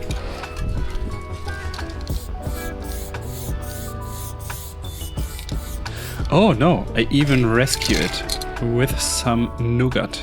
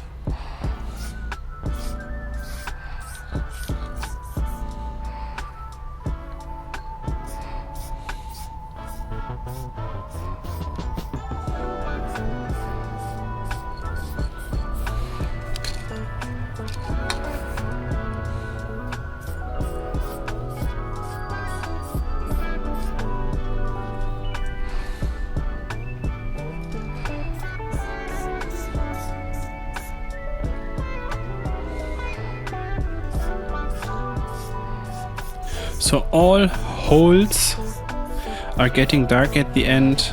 So all the blocks turn dark into the direction of the vanishing point.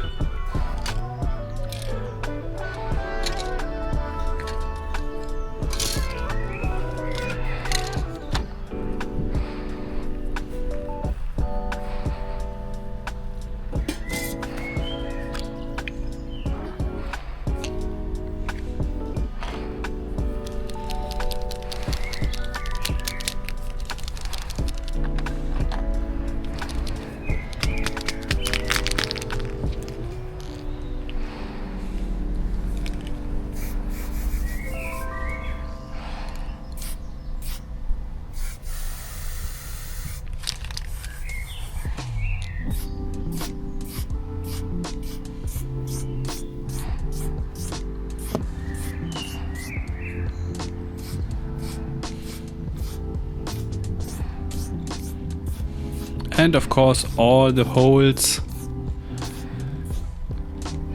in the gray part also get a bit dark, get some darker shadows, even some outlines here and there.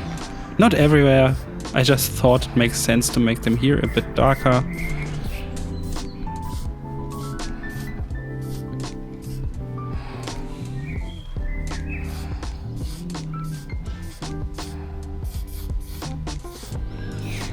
I used the McClaim cap for it. I still have some of the McClaim caps in stock.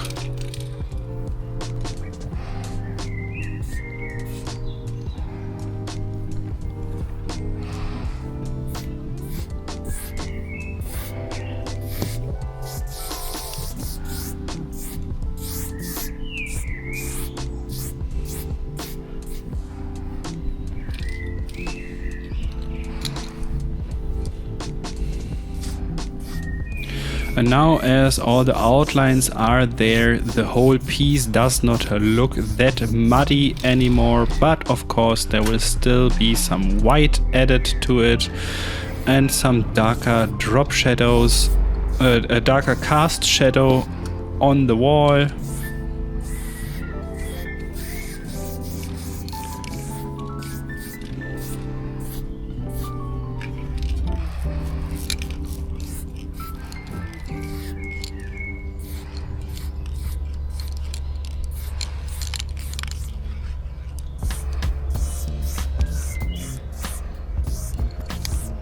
And as the shadow with the transparent black just looked so dirty, I go over it with gravel again. Yo. And the background wobble. The Smoe smoke.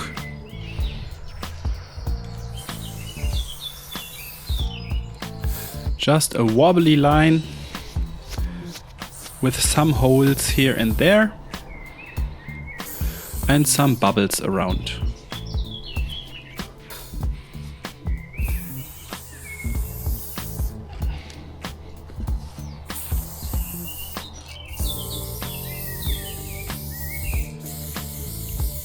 And my first plan for the background wobble was to use the color brain, because I also have so much brain in my storage.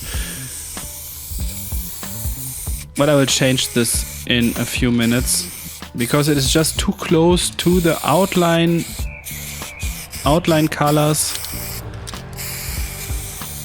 and it created just confusion, and so I will change all of what you can see here in a few minutes.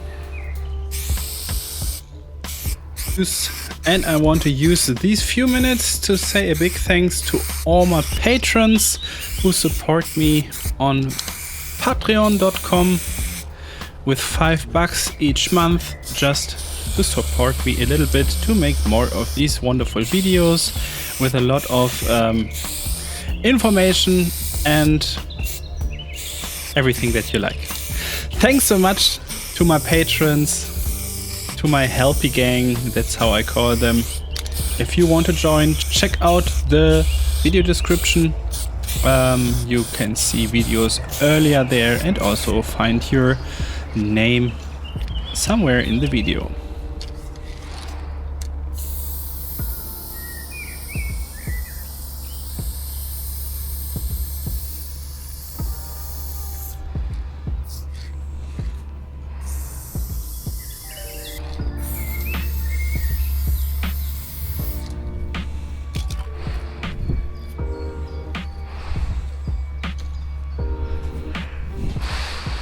But before I fill all of the background wobble, I need to paint the cast shadow first, because of all of these parts that are within the cast shadow, they will all turn darker.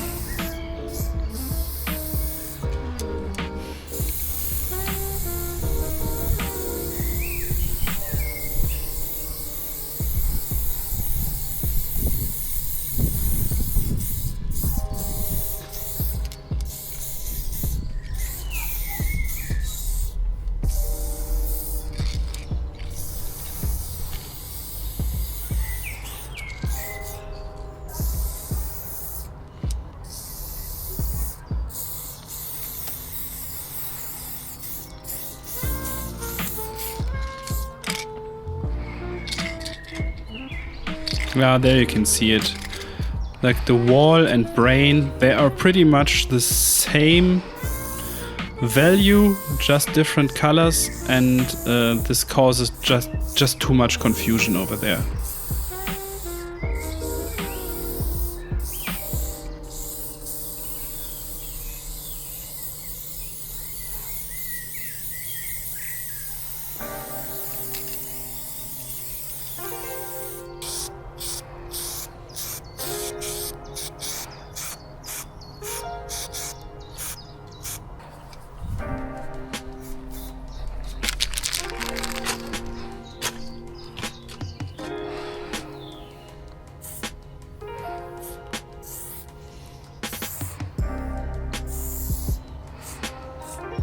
For the cast shadow on the wall, as this is a pretty reddish gray tone, we decided that we want to go with Cherry from the Montana Black series.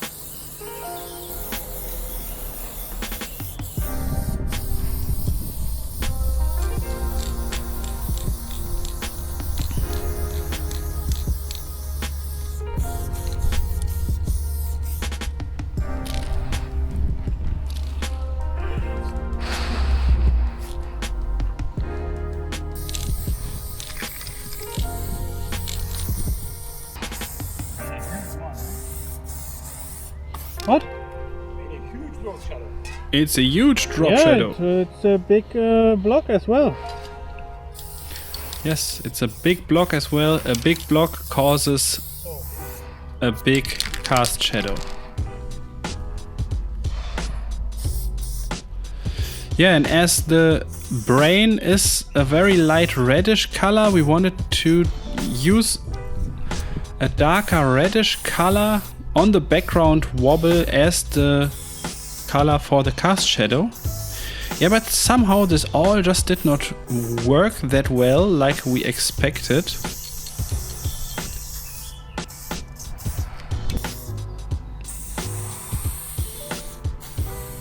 It is okayish now as I see it on camera, but we will change that.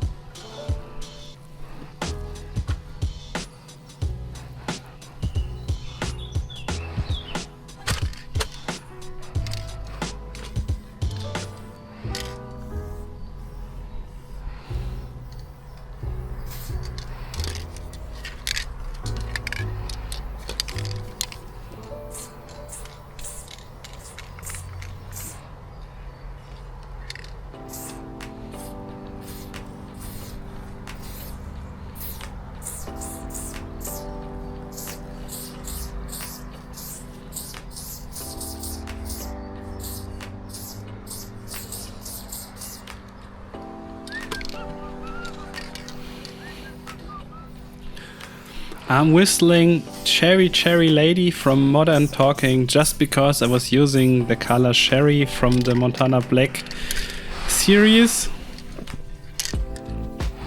Yeah, sometimes there's just one word necessary to get music into my brain.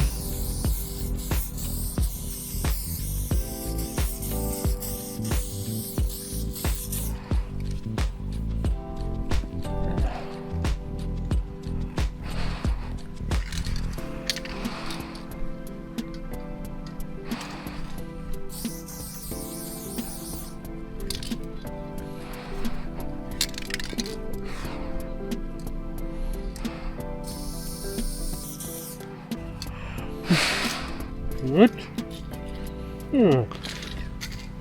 Good? I'm not sure if it is good. And one trick always helps so much, just to change the size of the artworks that you're staring at. And when you see through the camera of your smartphone, suddenly you have a complete different view on it because everything is so much smaller. And then you can decide if something works or if something does not work. We need white. And I already realized that I need a bigger difference. A bigger difference between the background and the outline color, and as I wanted to add white anyways, as the reflections on the blocks and on the outlines, I was thinking, okay, at the bottom there will be a high contrast anyways because there is the shadow, so maybe if I increase the contrast at the top with the white, then I might be able to create a contrast between the background and the blocks. Now you can see if you compare the left side of S where I'm painting and the top of M, yes, there is already now a clear difference between the block and the background, but yeah, it is still not enough, in my opinion.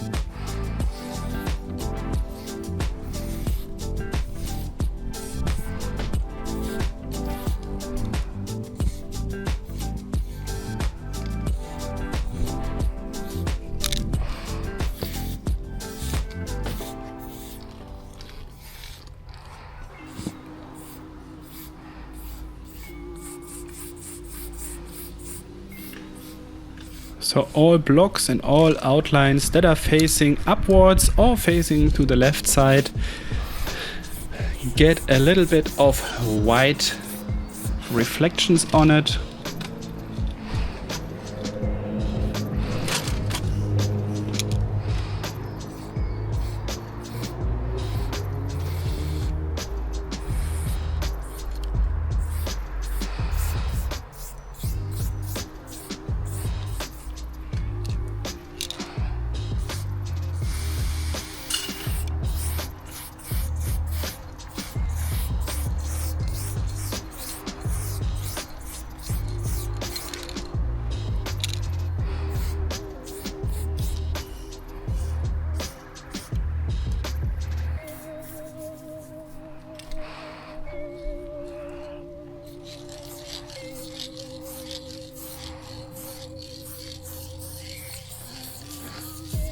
And to increase the contrast at the bottom, I also turn the lip, the color is lip, with the cherry a bit darker, so that it looks like a natural shadow that turns darker the closer the shadow gets to the piece.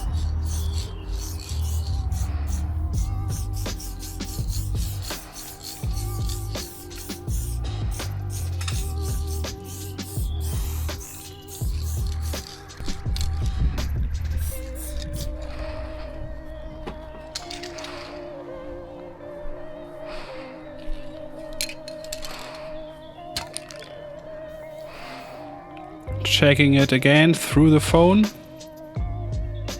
Ja. Gut.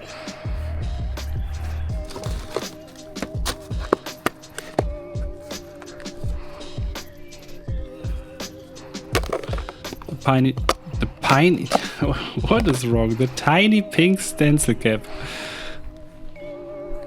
I store it in a box, because there's always some of the leftover paint dripping out, and when I store it in a box, then all the paint that is sticking to the tiny pink stencil cap still stays wet, and so I can easily get the nail out.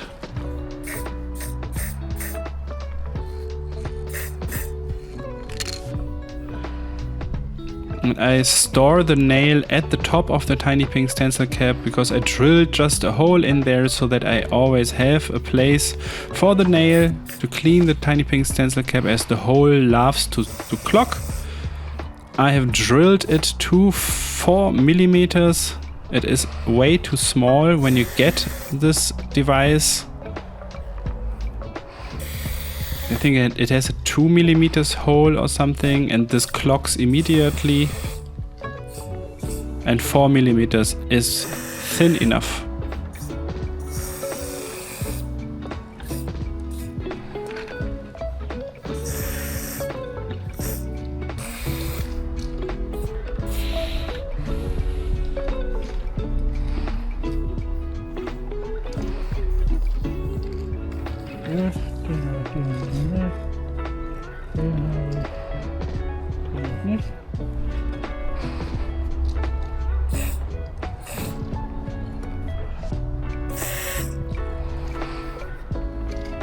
Good.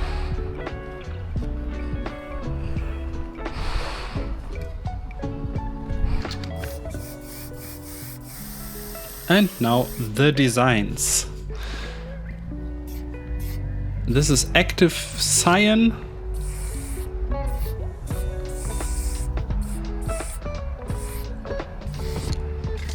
A fluorescent blue.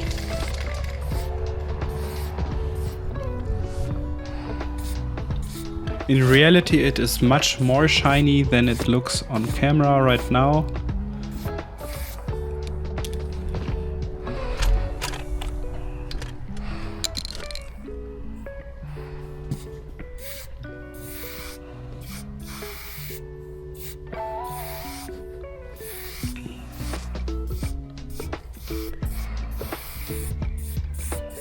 Same with the blinkies. I will use neon colors, fluorescent colors for the blinkies at the end to add some more light effects to the piece and especially make the blocks at the bottom more interesting. Yeah, and fluorescent neon colors are just looking like regular colors on an RGB screen.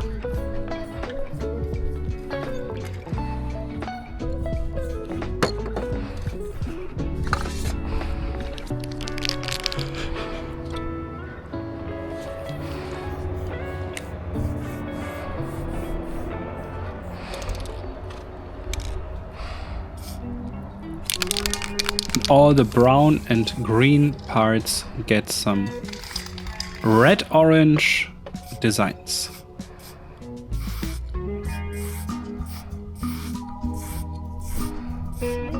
Yeah.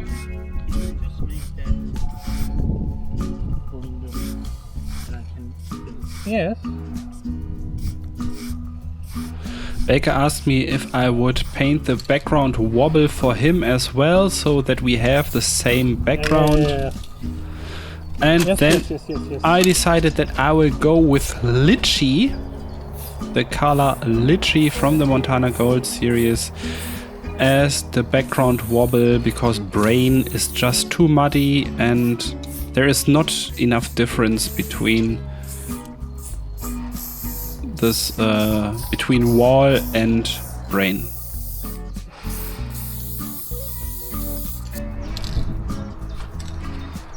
And also this color fits much better to the drop cast shadow in the color Lip at the bottom.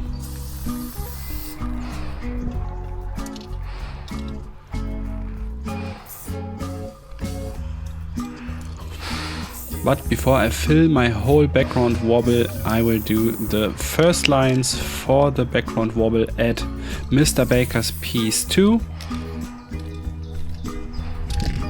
Somehow it already became a tradition that I always paint Mr. Baker's background. The last time when I did this stencil background with him in Geldern, yeah, I also did it.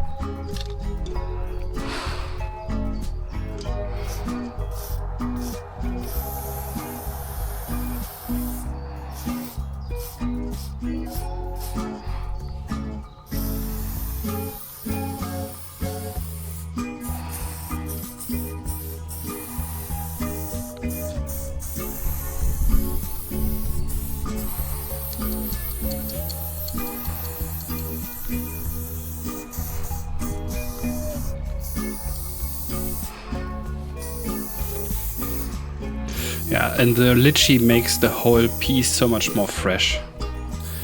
This was the little amount of extra saturated color that this whole piece was needing.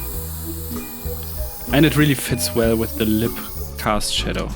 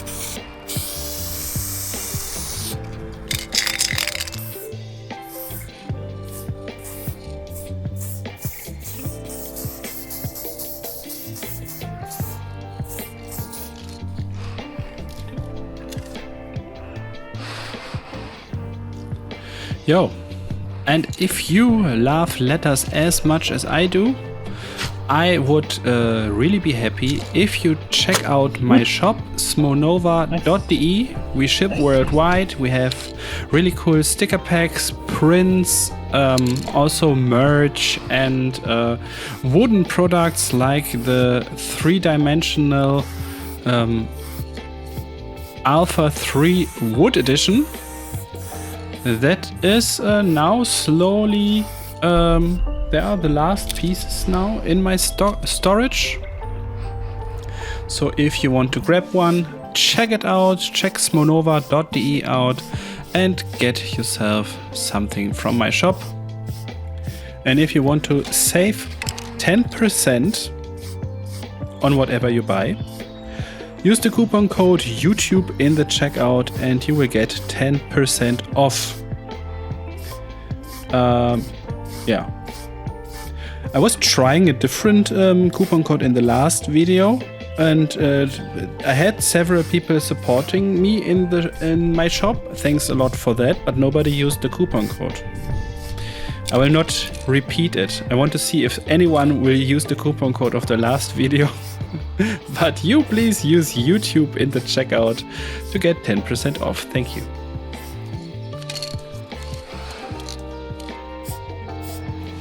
Yeah, my secret greeting to the family. 2 stripes for me and my wife and 4 dots for the kids.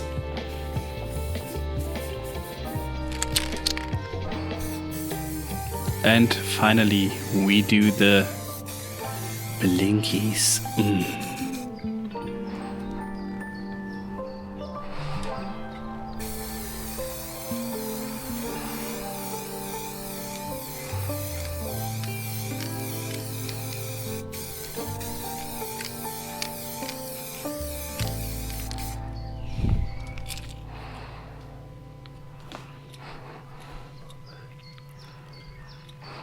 This color is fire red.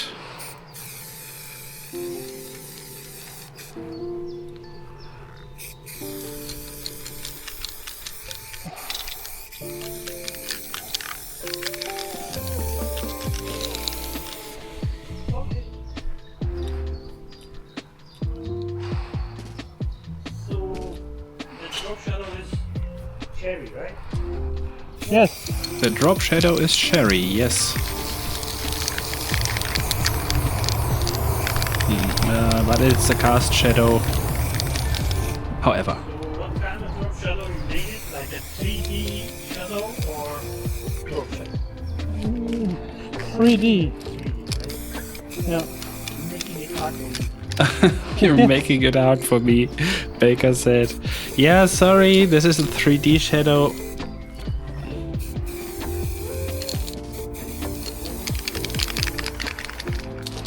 .45 degrees angle Right down, right? downwards right.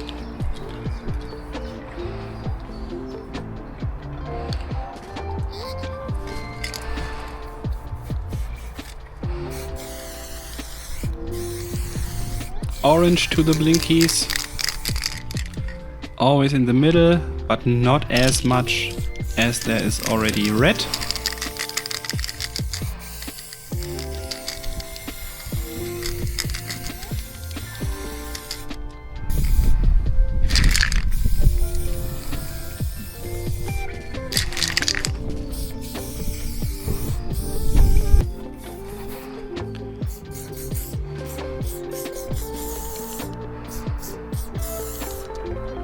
yellow, fluorescent yellow.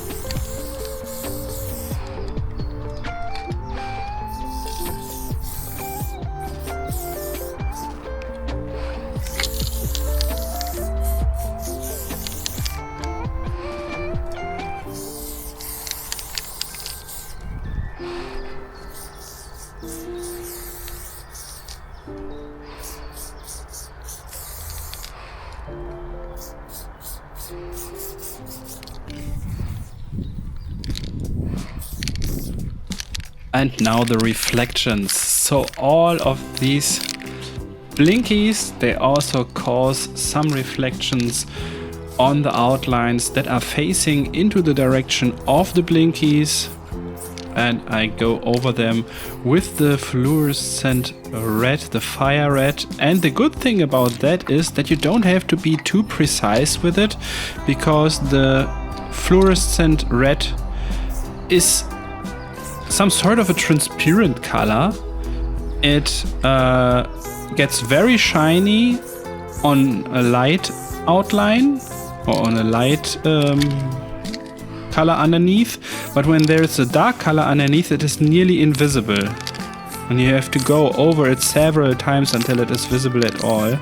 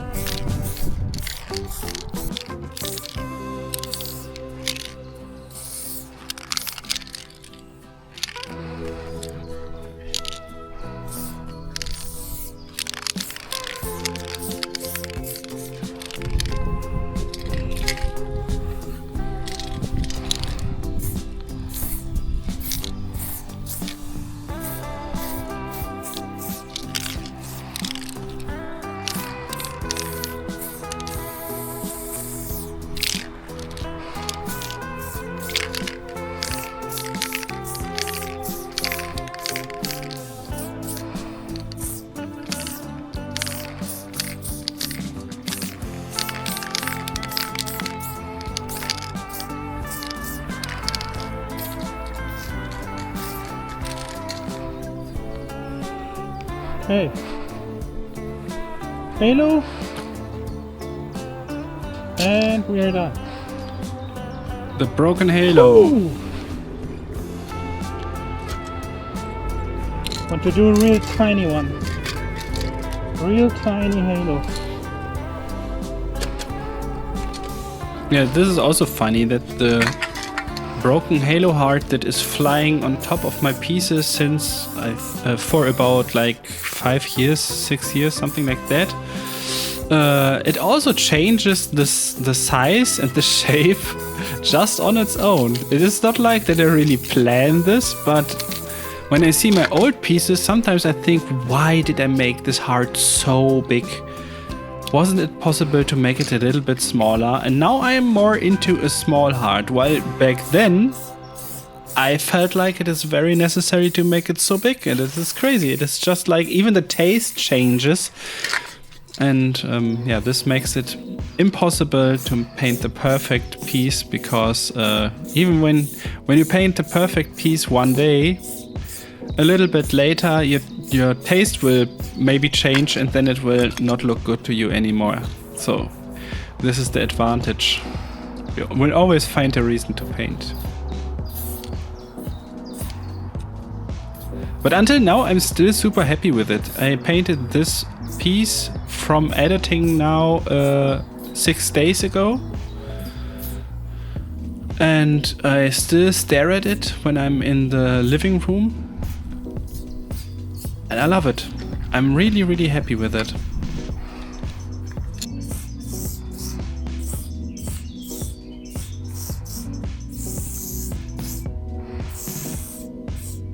The only thing that I would change now is I would slide the E a little bit more to the side, the E is really squeezed a bit too much into the O. But there is also the danger that when it was not like that, that then suddenly it looks boring. And this is also a danger. I need to try this out in the next piece or digitally. Yeah, the stickers, YAC crew for the YouTube incredible crew, and SK for the skill art crew, Smoke here, L art. And I use my stencil box where I have several different stencils, also the QR code to my website and some advertisement words like, if you want to buy this artwork as a print, check out smonova.de. But this maybe this will make it to sticker pack number 4. But I don't know what I will do with this piece, or if anything will happen with it, and it will just be one step on a long journey. We will see.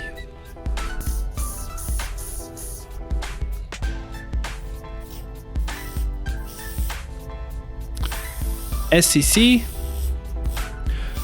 the Super Clean Club, the guys from the Smoe class, and my Smoe class Discord. Okay. Greetings to you. We're done.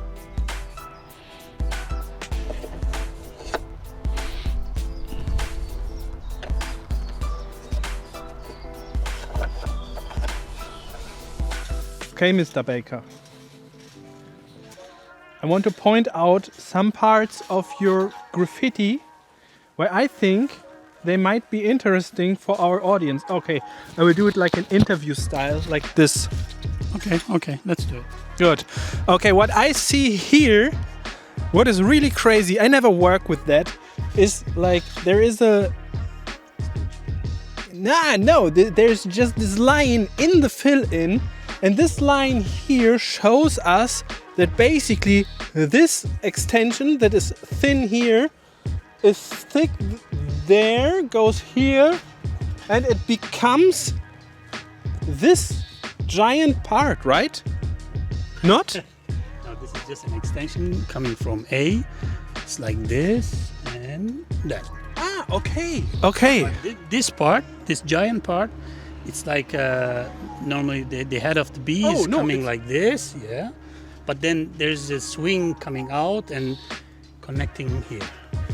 Ah, okay. So the B, you have like two top parts of B, Yeah. and they are... Ah, okay. Okay, I thought it is one big thing here that creates this. I mean, if it is like this, it's gonna be too huge. I mean, I usually don't use that kind of huge parts coming out from small letter, you know. Okay. And on the other side, okay, and on the other side, you have like from the K, there is one thin, Similar. and it is just this part here. Okay. Okay. And this extension here from K ends in a zigzag that is just this here. Not really. This one is just coming here like this, but then this one is coming like that, and then usually I put some arrows going out, but So these two are not connected. This one is not, from not here. connected, but when they match, so I made it like a connected. Okay. And the E also has like a double head, like the B has a double head. Usually I usually have it that small swing coming from E. Ah, so these swings cause a double Like here you have a swing that causes a double E head, and there you have a swing that causes a double B head. Not really, but yes. I mean, just for the balance, you know, when you have one swing here and when you have another one there, it's really giving a balance, in my opinion. So that's why I'm trying. And for this swing, sometimes it's not really easy to come from the body of the letter, so it's being like extra coming from the back, and the same for letter E too. Yeah, but here it is so much more obvious extra, because you also underlined it with a different color here, so that it is. You know, I usually allow to break the pattern, so if you know it's going all with that bluish color, and then there's one here just to break the pattern of the color there. Meaning. Nice. Good. Okay. Now we all learned a little bit about Mr. Baker's style. I think this was interesting. And then I have another question to you. I see that you have incredible light effects. Do you have a lot of experience in doing these? Yeah. You know, I'm the inventor of this. Nice. Okay. Yeah, Mr. Baker, thanks a lot. This was a great fun. I just want to thank you for having me and for the blinks, especially. And the background. Wobbles. The wobble. Yeah. And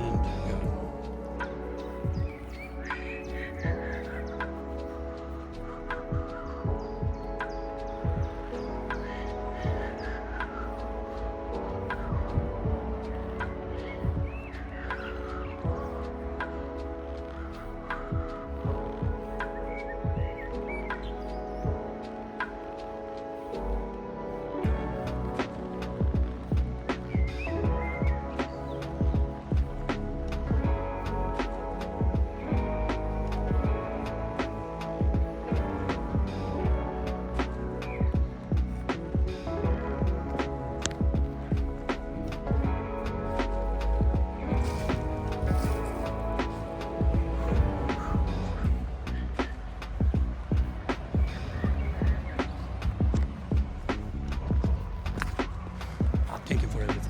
Good. I don't know if this will make it in the video. Hopefully, we will see. And now we have to clean up a bit and sit. This is the yeah, this is the most enjoyable part for me. I can sit a little bit longer than you can. Yeah. So, and I would say the easiest would be just to put as much as possible on the table and just put the table inside, and that's it.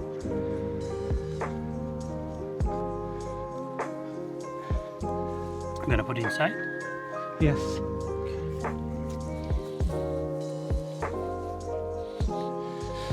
Yo, friends and followers, that's it for today. I hope you were a little bit entertained. I want to say a big thanks to Montana Cans for supporting me with a lot of free spray cans and also sponsoring this video. And I want to say a big thanks to Mr. Baker for joining me here. Please check out his video vlog. I will try to put it there.